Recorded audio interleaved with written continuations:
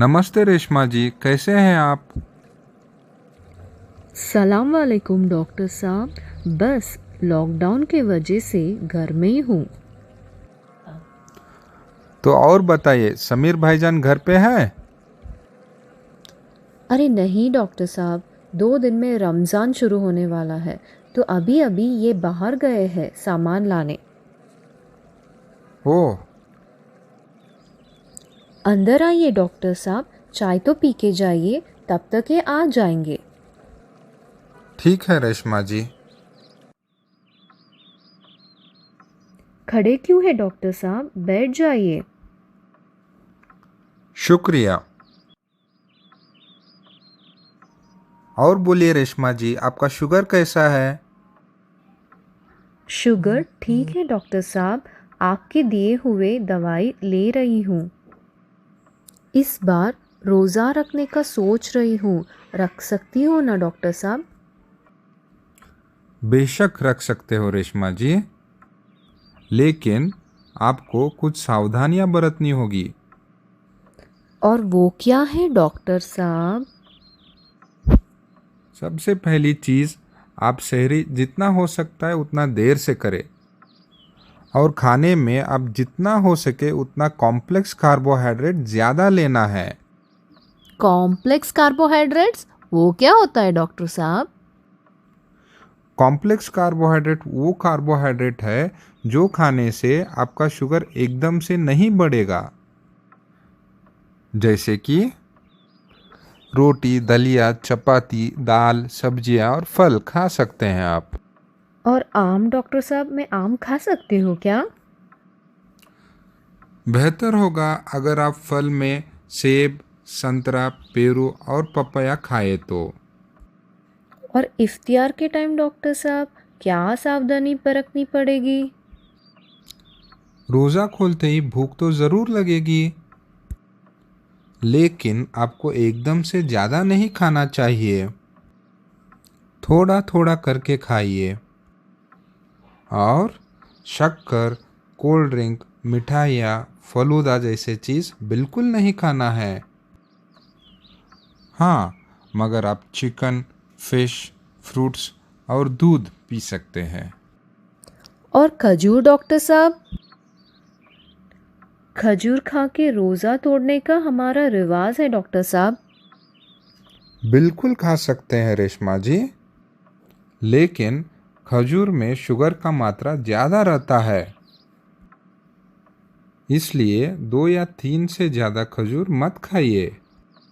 जी doctor साहब, जैसे आपने बताया मैं वैसे ही करूँगी। और एक बात, पहले मैं रोज़ 5 से 6 बाहर वॉकिंग करने जाती थी।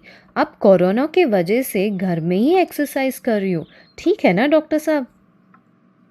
अच्छी बात है कि आप घर में ही एक्सरसाइज कर रहे हैं, लेकिन रोज़े के वक्त आपको एक्सरसाइज का टाइम बदलना होगा। क्यों डॉक्टर साहब? क्योंकि आप सुबह से खाली पेट रहते हैं, शाम को शुगर कम होने का चांसेस बहुत ज़्यादा रहता है। और अगर आप ये टाइम पे एक्सरसाइज करेंगे तो शुगर एकदम डाउन होने का चांसेस बहुत ज़्यादा हो जाता है। इसलिए रेशमा जी, बेहतर ये है कि आप एक्सरसाइज इफ्तियार के बाद करें। ओहो, मैं समझ गई। वैसे तो मेरा शुगर अभी नॉर्मल है, पर रोज़े के टाइम क्या शुगर ऊपर नीचे होगा? क्या मुझे शुगर का टेस्ट करना पड़ेगा फिर से? आपका शुगर ऊपर नीचे ना हो, इसलिए रोज़ा के दौरान आप हफ्ते में 2 या 3 मरतबा शुगर घर में ही चेक करें। और ये कब करूँ? हाँ, आप शुगर सुबह सहरी से पहले, दोपहर 1 बजे और शाम को इफ्तियार खुलने से पहले देख सकते हैं। हाँ, और रेशमा जी, और एक इम्पॉर्टेंट बात, अगर आपको दिन में कभी भी पसीना लगे, हाथ कांपने लगे, एकदम से भूख लगने लगे, छाती का धड़-धड़ एहसास होने लगे या चक्कर आने लगे, तो ये शुगर कम होने का सिम्टम्स है। तुरंत आप अपना शुगर चेक करना। और अगर आपका शुगर 70 से नीचे है तो तुरंत आप रोज़ा तोड़ के कुछ खा लीजिए। बहुत बहुत शुक्रिया डॉक्टर साहब। मुझे तो ये सारी चीज़ें पता ही नहीं था। अच्छा हुआ कि आपने मुझे सारी चीज़ें इतनी अच्छी तरह से समझाया। अब मैं अपना रोज़ा बेझिझक रख सकती हूँ और अपना ख्याल भी रखूँगी। ठीक है रेशमा जी, मैं अब निकलता हूँ, मुझे बहुत लेट हो रहा है।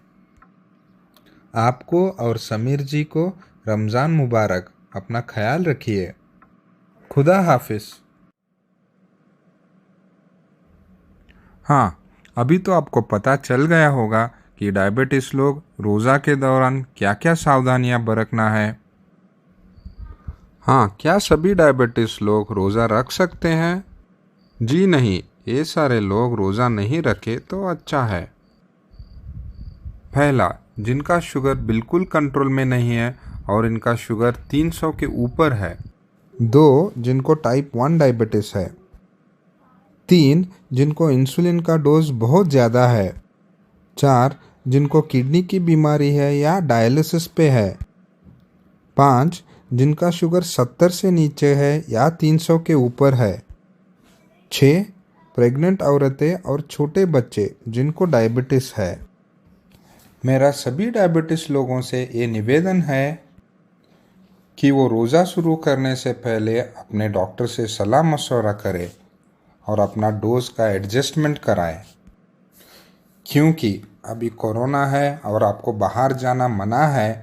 आप अपने डॉक्टर से टेलीफोन द्वारा या ऑनलाइन थ्रू सलाह लें।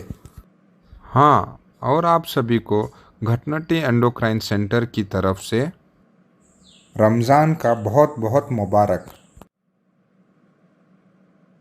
स्वस्थ रहिए, खुश रहिए और हमें अपने दुआओं में याद रखिए। ऐसे डायबिटीज़, थायराइड और एंडोक्राइन रिलेटेड जानकारी के लिए हमारे YouTube चैनल सब्सक्राइब करें और ये बेल आइकॉन प्रेस कीजिए